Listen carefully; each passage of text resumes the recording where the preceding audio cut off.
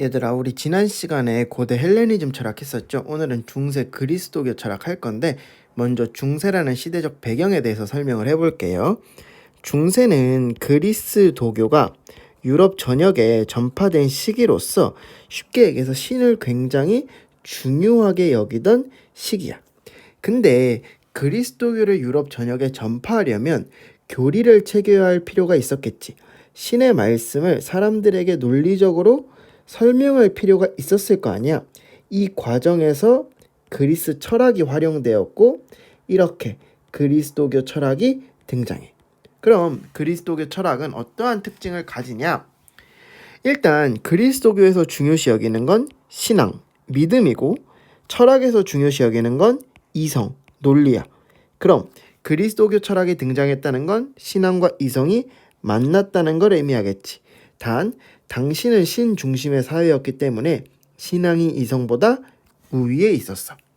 그 다음 그리스도교의 주요 교리를 살펴보면 일단 이 그리스도교 주요 교리는 뒤에서 배울 교부 철학과 스콜라 철학의 공통점이기도 하거든. 그래서 이 주요 교리에 별표 하나 쳐놓고 설명해 볼게요. 신이 천지를 창조할 때 최초의 인류인 아담을 만듭니다. 그리고 신은 아담에게 두 가지를 명령해. 첫 번째는 에덴 동산을 잘 지키라는 것이었고 두 번째는 이 에덴 동산에는 선악을 알게 하는 나무가 있는데 이 나무에 달린 열매는 절대 먹지 말라는 거였어. 아담은 이를 잘 지키면서 살아가고 있었고 신은 아담의 갈비뼈 하나를 취해서 이브라는 여자아이를 만듭니다. 그리고 이 둘을 같이 살게 해. 그러던 어느 날 이브한테 뱀 한 마리가 접근을 해서 저 선악 나무에 있는 열매를 먹자고 막 유혹을 하는 거야. 유혹에 못 이긴 이브는 결국 열매를 먹게 되었고 아담도 그 열매를 먹게 돼. 이 둘은 열매를 먹는 순간부터 선악 그리고 부끄러움, 두려움이라는 감정을 처음 느끼게 되지.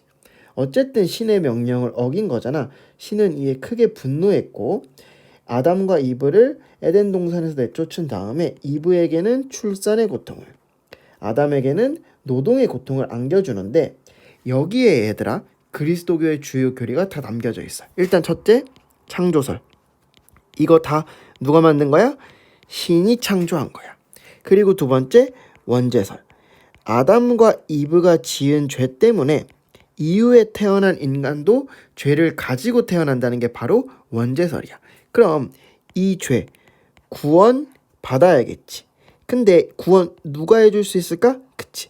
신만이 해줄 수 있어. 오직 신의 은총이 있어야만 인간은 구원받을 수 있습니다. 이게 마지막 구원설. 여기서 하나 알아둘 건 얘들아, 구원은 현세가 아니라 죽은 이후에 내세에서 이루어진다는 것도 우리 기억을 해둡시다. 이제 마지막으로 그리스도교에서 선과 악을 어떻게 생각하는지 살펴볼게. 일단 그리스도교에 따르면 선은 신이 만든 거야. 신이 창조한 거야. 신이 창조한 거기에 선은 실체로서 존재할 수 있어. 반면에 악은 그리스도교에 따르면 인간이 만든 거야. 아담과 이브처럼 인간이 본인에게 주어진 자유의지를 남용했기 때문에 그 결과로서 악이 생긴 거야. 인간이 만들었기에 악은 실체로서 존재할 수 없고요. 그래서 그리스도교는 악을 선이 결여된 상태, 악을 선이 결여된 상태라고 정해. 쉽게 얘기해서 얘들아, 어둠이라는 것은 빛이 없어서 생긴 현상에 불과하잖아. 똑같아. 악도 선이 없어서 생긴 현상, 상태에 불과한 거야. 그래서 그리스도교에서 악을 선이 결여된 상태라고 정의했다는 거, 악은 실체로서 존재할 수 없다는 거, 요거 꼭 기억을 해둡시다. 그럼 이제 우리 교부철학 배워볼게요. 교부철학 바로 해볼게요. 교부철학은 얘들아 중세 초기에 그리스도교 교리를 체계화한 철학으로서 대표적인 사상가로는 아우구스티누스가 있는데 이 아우구스티누스는 플라톤 전문가였어. 그래서 플라톤 철학을 수용해서 본인의 사상을 전개해 나갑니다. 얘들아, 플라톤은 이 세계가 현실 세계와 이데아 세계로 이루어져 있다는 이원론적 세계관을 주장하지. 이걸 그대로 수용해서 아우구스티누스도 이 세계가 천상의 나라와 지상의 나라로 이루어져 있다고 주장합니다. 먼저 천상의 나라는 완전하고 무한한 세계로서 이 천상의 나라에는 신을 사랑하고 자신을 경멸하는 사람들이 모여 살고 있고요. 반면에 지상의 나라는 불완전하고 유한한 세계로서 이 지상의 나라에는 자신을 사랑하고 신을 경멸하는 사람들이 모여 살고 있어. 그럼 우린 어디로 가야 될까? 그치. 천상의 나라로 가야겠지. 인간이 천상의 나라로 가기 위해선 7주덕을 갖춰야 되는데 이 7주덕은 플라톤의 4주덕을 수용한 거야. 그리고 이 7주덕은 지혜, 용기, 절제, 정의 4주덕에 3원덕을 합친 것인데 이 3원덕에는 신에 대한 믿음, 신을 만나겠다는 소망, 신에 대한 사랑이 있고요. 이 중에서 아우구스티누스는 사랑이 최고의 덕이라고 이야기합니다. 여기까지 이해됐지? 자, 그럼 이제 아우구스티누스가 신을 어떻게 이해했는지 살펴볼게요. 여기에 별표. 일단 아우구스티누스는 신을 실존적으로 만나야 할 인격적 존재로 정의하거든. 다시 아우구스티누스는 신을 실존적으로 만나야 할 인격적 존재라고 정의하거든. 이게 무슨 말이냐? 쉽게 얘기해서 신은 추상적이고 관념적인 존재가 아니라 우리가 실제로 만나야 할 대상이라는 거야. 우리가 실제로 만나야 할 대상이 바로 신이라는 거야. 오케이? 자, 그럼 이제 한 단계 더 나가보자. 그럼 아우구스티누스는 이 신의 존재를 어떻게 증명했을까? 그걸 이야기해보면 일단 아우구스티누스는 진리의 존재로 신의 존재를 증명합니다. 이 말이 무슨 말이냐? 예를 들어서 여기 한 사람이 있어. 근데 얘들아, 이 사람이 선한지 악한지 판단하려면 판단의 기준, 진리가 있어야겠지. 이때 이 진리 기준이 바로 신이라는 거야. 다시, 우리가 무언가를 이성적으로 판단할 때 판단의 근거가 필요한데 그 근거를 우리는 진리라고 해. 이때 이 진리가 바로 뭐라고? 신이라고 아우구스티누스는 설명한 거야. 결론, 아우구스티누스는 진리의 존재로 신의 존재를 증명했고, 그렇게 증명한 신은 실제로 만나야 할 대상, 우리가 실제로 만나야 할 대상, 실존적으로 만나야 할 인격적 존재라는 거지. 이해됐죠? 여기가 살짝 어려울 수 있는데 여러분 이해하셔야 돼요. 알겠니?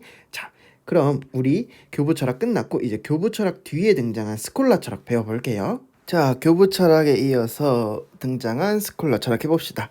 스콜라 철학은 중세 후기에 그리스도교 교리를 철학적으로 논증하려 한 철학인데 대표적인 사상가로는 아퀴나스가 있습니다. 그리고 이 아퀴나스는 아리스토텔레스 전문가였어. 그래서 아퀴나스는 아리스토텔레스 철학을 수용해서 본인의 사상을 전개해 나갑니다. 얘들아, 아리스토텔레스는 인생의 목적은 행복이고 행복한 삶을 살기 위해서 인간은 덕을 갖춰야 된다고 이야기했었지. 똑같아 아퀴나스도. 아퀴나스도 인생의 궁극적인 목적은 행복이라고 이야기합니다.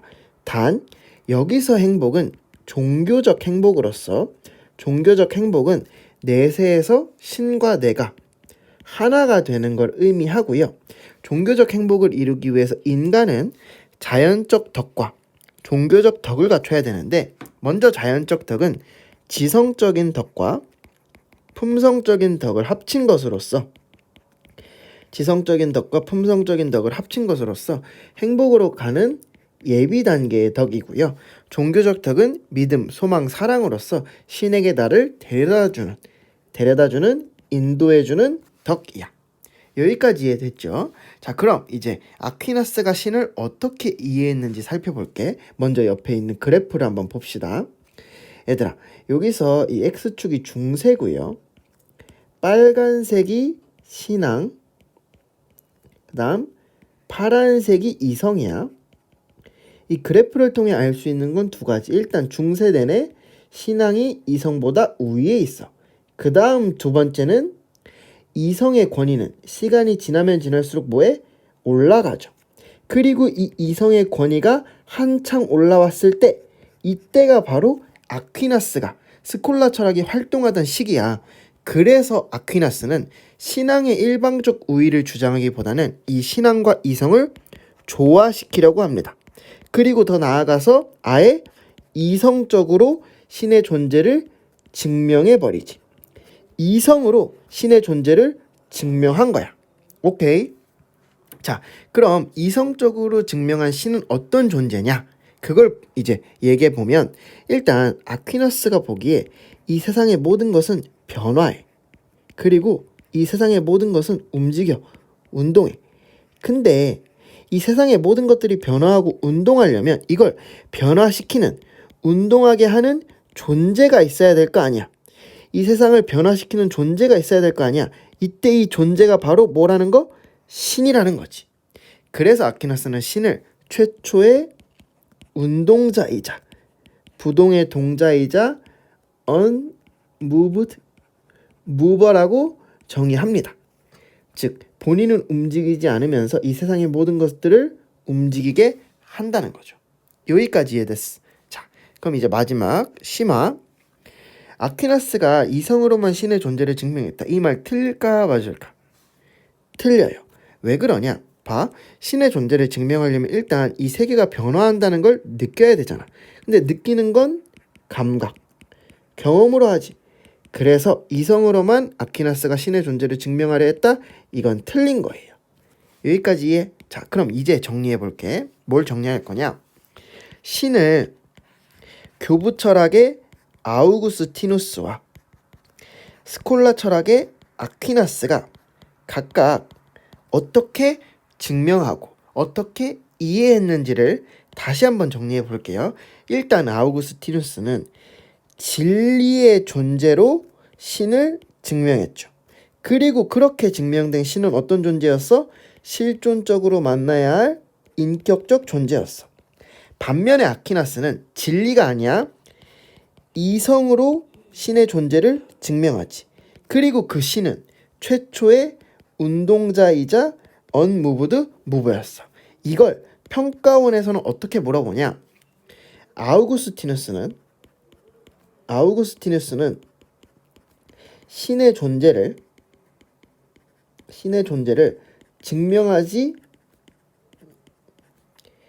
증명하지 못했다. 이렇게 물어봐. 그럼 이 문장 맞아 틀려? 틀린 거야. 왜? 아우구스티누스는 진리의 존재로 신의 존재를 증명했으니까. 그래서 요거 꼭 기억을 해 두시고요. 이제 다시 돌아볼게요. 자, 이제 스콜라 철학의 마지막으로 아퀴나스가 이야기한 법의 위계만 좀 살펴볼게. 아퀴나스는 법을 영원법, 자연법, 실정법으로 나눠서 설명하는데 영원법이 가장 상위의 법이에요. 그럼 영원법은 뭐냐? 아퀴나스에 따르면 영원법은 신의 명령이자 존재의 질서에 관한 법이야. 영원법은 신의 명령이기에 당연히 변할 수 없어요. 불변해. 그리고 이 영원법 중에서 이 신의 명령 중에서 인간의 이성으로 파악된 부분이 바로 자연법이야. 그래서 자연법은 이성에 의해 인식된 영원법, 인간의 이성으로 파악한 신의 명령이고, 어쨌든 자연법도 신의 명령이잖아. 그래서 자연법도 불변합니다. 그럼 그 자연법의 내용은 어떠냐? 자연법의 내용은 보편적인 도덕 법칙으로서 자연법의 제1원리는 선을 행하고 악을 피하라 이고요. 구체적으로 생명 보존, 종족 보존, 진리 추구 등이 있는데, 얘들아, 내 목숨을 지키려 하고 내 가족을 지키려 하고 그 다음에 진리를 추구하려는 건 인간의 자연적인 성향, 인간의 본능과도 같지. 즉 인간의 본능과 자연법의 내용은 비슷해. 그래서 인간은 자연적인 성향으로, 본능으로 자연법의 의도와 내용을 파악할 수 있는 겁니다. 이것도 기억을 해주시면 좋을 것 같아요. 그 다음 마지막 실정법은 인간사회 질서를 위한 법으로서 영헌법과 자연법만으로는 인간이 살아갈 수 없겠지. 그래서 만들어진 게 바로 실정법이고 이 실정법의 내용은 언제든지 변할 수 있습니다. 가변적이에요. 단 이 실정법은 반드시 자연법에 기초해야 되고 만약에 실정법이 자연법을 위반했다. 그럼 그 실정법은 정당성을 잃게 됩니다. 그래서 이 아퀴나스가 이야기한 법의 위계 잘 정리를 해 두시고요. 그럼 오늘 내용 끝.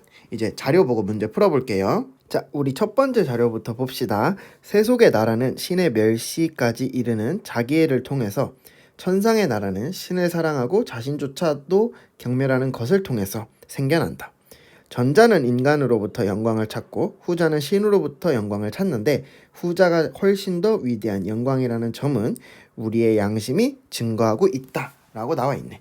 얘들아, 이 세 개를 세속의 나라와 천상의 나라로 구분짓고 있죠. 이건 플라톤 철학을 수용한 아우구스티누스와 관련된 자료겠네요. 자, 그 다음 2번 자료 가볼게요. 세상의 모든 것은 자기 자신의 완전한 선이라는 최종 목적을 향해 나아간다. 우리의 최종 목적은 신으로 오직 신만이 우리의 의지를 넘칠 만큼 가득 채울 수 있다. 얘들아, 목적론적 사고, 우리 인생에 목적이 있다고 얘기하고 있으니 아리스토텔레스 철학을 수용한 아퀴나스와 관련된 자료이고요. 그 다음 너네는 이 첫 번째 문장과 두 번째 문장 사이에 있는 말들을 채워넣을 수 있어야겠죠. 아퀴나스에 따르면 인생의 목적은 행복인데 그 행복은 종교적 행복이었고요. 이 종교적 행복은 내세에서 신과 내가 하나가 되는 걸 의미했지. 그러니 이 행복은 누구만이 채워줄 수 있는 거야? 신만이 채워줄 수 있는 거야. 이해됐죠? 자, 그래서 이렇게 2번 자료 정리해 두시면 될 것 같고요. 3번 자료 볼게요. 3번 자료랑 4번 자료에 별표 하나씩 치고 들어가 봅시다. 일단 3번 신은 그 본성의 탁월성을 말미암아 만물 위에 있으며 모든 것을 있게 한 원인으로서 존재한다. 신앙과 이성은 모두 신으로부터 나온 것으로 서로 대립하지 않으며 우리는 믿기 위해 이해한다. 얘들아, 신앙과 이성이 서로 대립하지 않는데, 즉 신앙과 이성의 조화를 추구하고 있으니 이건 아퀴나스와 관련된 자료이고요. 선생님은 여기에 윗줄을 칠 거야. 우리는 믿기 위해 이해한다. 여기가 중요해. 자, 봐. 얘들아, 믿는 건 신앙이고요. 이해하는 건 이성이야. 근데 믿기 위해 이해한다라는 건 이성이 먼저 그 다음이 신앙이지. 이 논리야. 이성이 먼저 신앙이 그 다음. 근데 이거랑 반대되는 게 누구냐? 아우구스티누스가 한 말이야. 아우구스티누스는 뭐라고 얘기하냐면 알기 위해 믿는다라고 하거든. 그럼 알기 위해 믿는다라는 건 일단 아는 것은 이성이고요. 믿는 건 신앙이지. 근데 알기 위해 믿는다는 건 뭐가 먼저? 신앙이 먼저, 이성이 그 다음이야. 그럼 왜 아우구스티누스와 아퀴나스의 논리가 서로 다르냐? 봐. 아우구스티누스는 중세 초기에 활동했잖아. 중세 초기는 얘들아, 이성보다 신앙의 권위가 압도적으로 높을 때야. 신앙의 권위가 압도적으로 높을 때야. 그러니 신앙이 먼저인 거고. 근데 아퀴나스는 이성의 권위가 어느 정도 올라왔을 때 활동했잖아. 그래서 아퀴나스는 이성과 신앙에 뭘 추구했어? 조화를 추구했지. 그래서 이성이 먼저 올 수 있는 거야. 이 논리의 차이를 이해하셔야 돼요. 알겠냐? 그래서 아우구스티누스는 신앙의 압도적 우위를 주장했다는 거. 요거 꼭 기억을 해두시고요. 자, 그리고 이제 4번 가볼게. 자, 4번. 절제는 온전한 사랑의 대상이 되는 존재에게 드려야 할 사랑을 드리는 사랑이다. 용기란 사랑해야 할 존재를 위해 모든 것을 기꺼이 참아내는 사랑이다. 정의는 사랑받아야 할 존재만을 사랑함으로써 바른 다스림을 구현하고자 하는 사랑이다. 지혜란 온전한 사랑의 대상에 대한 사랑을 방해하는 것과 도움이 되는 것을 지혜롭게 분별해내는 사랑이다. 이러한 사랑을 받을 존재는 최고선이며 최고의 지혜이며 완전함 그 자체인 신뿐이다. 얘들아, 일단 절제, 용기, 정의, 지혜.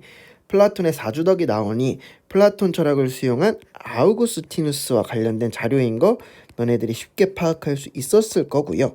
여기서 선생님은 아우구스티누스가 이야기한 사랑에 대해서 조금 더 깊이 있게 설명을 해볼게. 아우구스티누스는 이 세상의 위계를 신, 인간, 사물로 나누고 이렇게 얘기해. 인간이 신을 사랑하는 방식과 인간이 사물을 사랑하는 방식은 달라야 된다.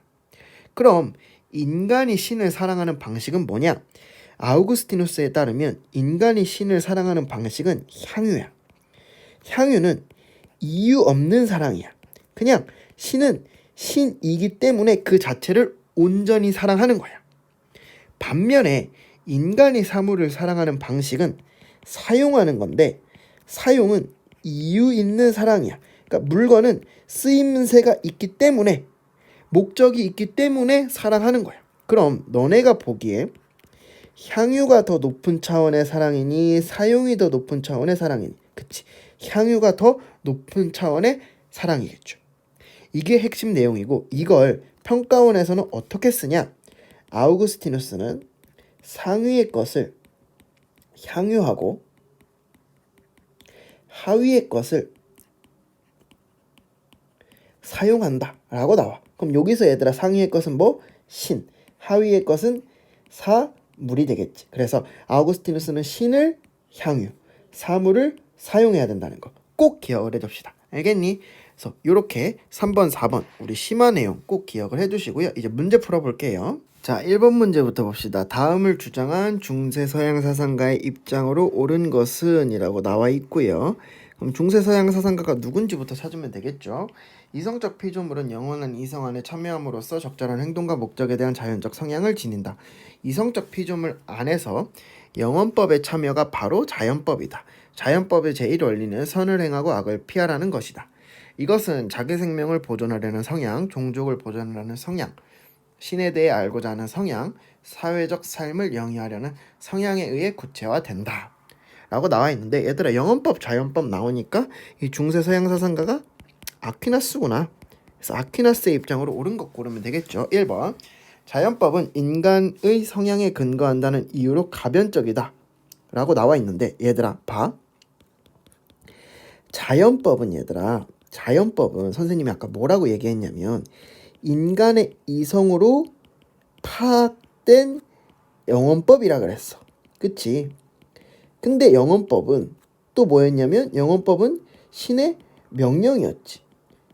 그럼 자연법도 신의 명령이야. 근데 신의 명령 변해 안 변해? 안 변해. 불변해. 그러니 자연법이 가변적이다? 여기가 틀렸죠. 그래서 1번 정답이 될 수 없고요. 2번, 실정법과 자연법은 영원불변의 질서인 영원법에 근거해야 한다? 맞죠.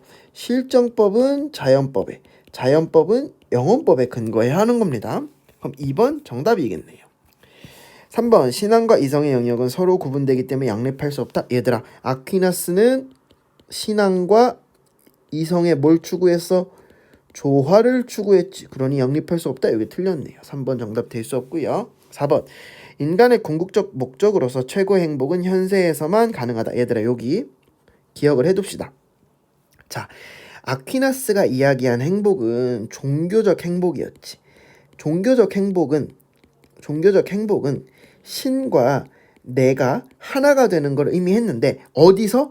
현세가 아니야. 내세에서야. 그래서 현세에서만 가능하다. 여기가 틀린 거예요. 최고의 행복은 내세에서 가능한 겁니다. X가 되겠죠. 답이 될 수 없고요. 5번, 인간이 마땅히 따라야 할 자연법은 이성으로 인식할 수 없다. 얘들아, 인간의 이성으로 파악된 영원법이 바로 자연법이었잖아. 영원법 중에서 인간의 이성으로 파악된 부분이 자연법이었잖아. 그러니 인간의 이성으로 인식할 수 없다? 아니죠. 있죠.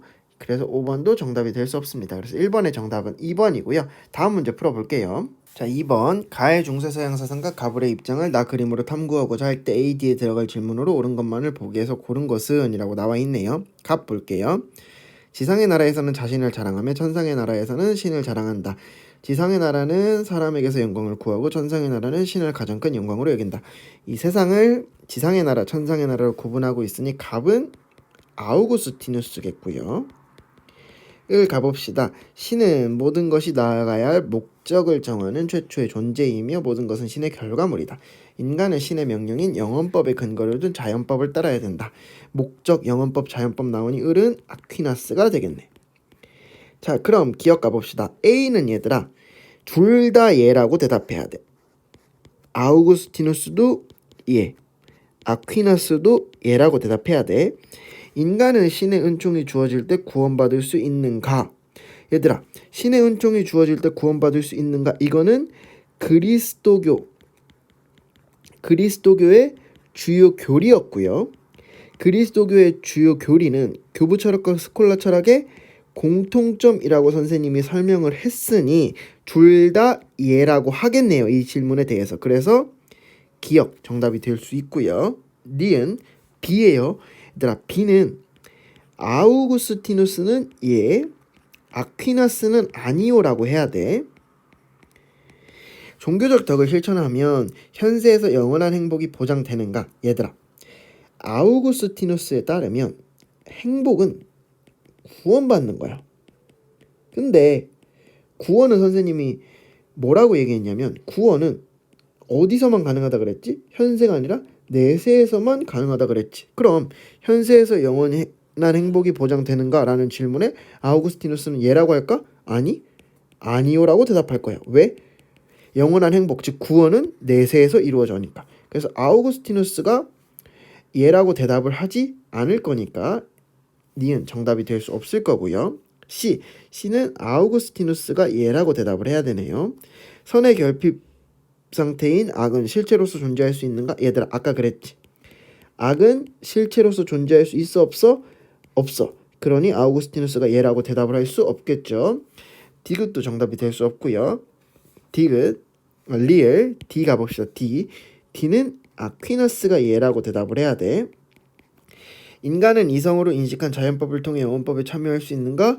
예라고 당연히 대답을 하겠죠. 그래서 정답은 기억 리을 2번이 되겠네. 그래서 2번의 정답은 2번이고요.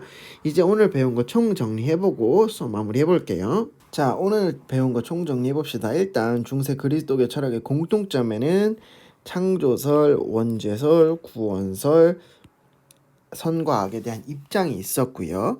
그 다음 우리 교부 철학과 스콜라 철학 배웠는데 먼저 교부 철학의 아우구스티누스는 플라톤 전문가였지. 그래서 이원론적 세계관을 주장하고요. 그리고 천상의 나라에 가기 위해서 인간은 7주덕을 갖춰야 된다고 이야기했습니다. 그 다음 아우구스티누스는 신을 실존적으로 만나야 할 인격적 존재라고 정의했고요. 이 신을 어떻게 증명했지? 그치, 진리의 존재로 증명했어. 그 다음 아우구스티누스는 신앙의 일방적 우위를 주장했다는 거 기억을 해두시면 좋을 것 같아요. 반면에 스콜라 철학의 대표자 아퀴나스는 아리스토텔레스 전문가였지. 그래서 인생의 목적은 종교적 행복이고 종교적 행복을 이루기 위해서 인간은 자연적 덕과 종교적 덕을 갖춰야 한다고 이야기했습니다. 아퀴나스는 신을 최초의 운동자라고 정의했는데 어떻게 증명했지? 이 존재를? 그치, 이성으로 증명했죠. 그리고 아퀴나스는 높아진 이성의 권위, 그래서 신앙과 이성의 조화를 추구했습니다. 이게 오늘 배운 내용이고요. 그 다음 얘들아 이제 서양 철학의 계보를 잠깐 가보면 서양 철학은 크게 이성을 중시하는 계열과 감각 경험을 중시하는 계열로 나눠진다 그랬지. 근데 이게 중세 철학에 가면 의미가 없어. 왜? 중세 그리스도교 철학은 신을 중시 여겼기 때문에. 그러다가 중세 후기로 가면 갈수록 교회가 부패해집니다. 교회가 부패해지니까 이 종교를 개혁하고자 하는 움직임이 등장하거든. 그 대표주자가 바로 다음 시간에 배울 루터와 칼뱅이야. 그리고 종교개혁이 끝난 뒤에는 근대가 시작되는데 이 근대는 인간을 중시 여기던 시대란 말이야. 그래서 다시 이때부터 이성계열과 감각계열이 등장하게 되고요. 다시 이성계열과 감각경험계열이 등장하게 되고요. 이 이성계열 끝에 있는 사람이 바로 칸트고 감각경험계열 끝에 있는 사람이 바로 공리주의야. 그래서 우리 일단 다음 시간에는 종교개혁, 루터와 칼뱅 배울 거고요. 앞으로 이 흐름으로 간다는 것도 기억을 해두시면 좋을 것 같아요. 자, 그럼 수업 끝. 안녕.